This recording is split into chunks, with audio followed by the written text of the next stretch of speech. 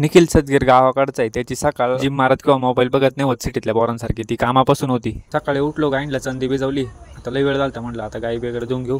तुम्ही म्हणशाल गाई धुवायचं म्हणजे काय? अहो, गाई धुवायचं म्हणजे त्यांचं दूध काढायचे. गाईचं दूध काढायला गोठ्यात गेलो. गायने पूर्ण शेणच करून ठेवलं होतं. मग ते शेण बिन ओढून घेतलं.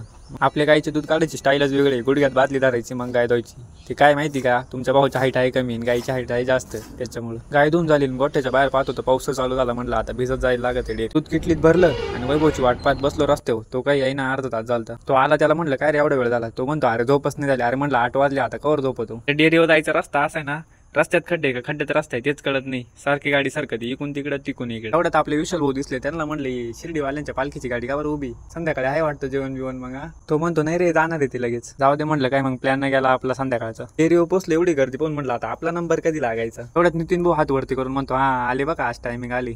विशाल भाऊ एवढं जोरात दूध हलीत होते फॅट वाढायसाठी. त्याला म्हणलं अरे दुधाचं दही व्हायचं, एवढं नको हलू. कसा तरी आपला नंबर लागला. नितीन भाऊची व्हिडिओ काढली. नितीन भाऊने आपल्याला 5 रुपये बाजार डायरेक्ट वाढून दिला आज. मित्रांनो, भेटू पुढच्या व्हिडिओत लवकरच. तोपर्यंत लाईक करा, कमेंट करा, शेअर करा आणि चला.